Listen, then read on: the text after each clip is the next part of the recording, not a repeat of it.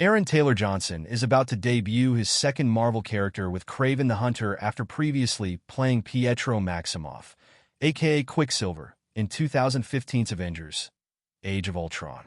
But while the actor jokes that there's an exclusive club for everyone who has played multiple MCU roles, we all hang out, he tells Entertainment Weekly with a laugh. He doesn't think of his upcoming villain origin story as his Marvel reboot. "I'm laughing because I really feel like there's no connection at all in that respect," Taylor Johnson says. "I don't really feel like there's an issue of crossover or a reboot situation. This isn't a reboot by any means." The actor isn't worried at all about whether it will be confusing for fans to see him in a different Marvel role after Wanda Maximoff, aka the Scarlet Witch Elizabeth Olsen, grieved her speedster brother Pietro's emotional on-screen death in the second Avengers movie. "I don't really think in those terms," Taylor Johnson says. "Kraven the Hunter feels worlds apart. It feels like a whole different venture. The beauty for me is that I get to play a character from the ground up and find layers. I've invested a lot of time into this, and it's something I'm really proud of, and I think it's got longevity."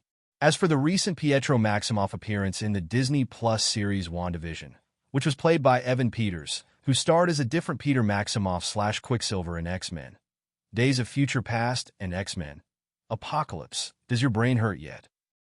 Yes, Taylor Johnson watched Peters take over the role he originated about a decade ago, and he loved it. "That character was incredibly fun to play, especially with Lizzie Olsen, who I think is fantastic," Taylor Johnson says. "And what she did with her character in WandaVision was brilliant. My kids loved that series as well. It was super exciting and really entertaining. But it was definitely a chapter of my life that I did, and was very grateful to do."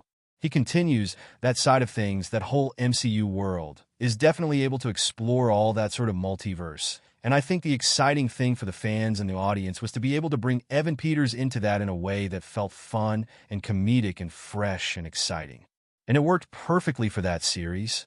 Taylor Johnson, who is rumored to be in the running to be the next James Bond, is a bit shocked as he realizes he first played Quicksilver almost 10 years ago. "To me, it feels like there's so much distance from it and a healthy distance from it when stepping onto something like this," he says. "The truth is those characters were young adults. This character is a man. He's this hunter with an extraordinary skill set, and he's navigating all these dark demons and this rage and fury that he has. I just found that he's got a really unique, interesting story that felt miles apart from that world. You watch this movie, and you don't have to be caught up in all of that MCU timeline. It stands on its own." Sony Pictures' R-rated standalone film Kraven the Hunter stars Taylor Johnson as Sergei Kravinoff and explores how he came to be the Spider-Man villain from the comics. Directed by J.C. Shander, the movie also stars Russell Crowe, Ariana DeBose, Fred Heckinger, Alessandro Nivola, and Christopher Abbott. Taylor Johnson describes the film as a great, gritty gangster story. He adds, "And I feel like that's refreshing. It almost gives it a clean slate of being able to get behind a new kind of character in a way that is fun." Taylor Johnson is hesitant to answer whether Kraven the Hunter is part of the MCU, but he hopes it ultimately spawns a new franchise centered on his character. "I feel like that's really a big question for the audience to decipher for themselves," he says. "Where this movie ends in this story, I'd be remiss if you didn't walk out there thinking, I want to see where this goes next." He's also aware that there's a lot of skepticism as he gears up to debut Kraven the Hunter after multiple release delays.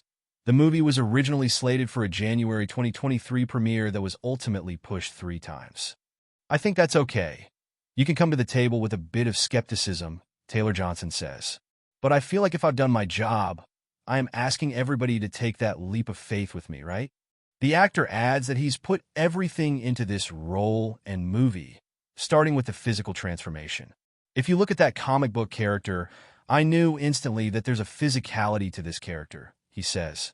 "This guy's got huge arms. He's ripped down his stomach. That's the costume. People want to see that you have embodied that image, and you've brought it to life."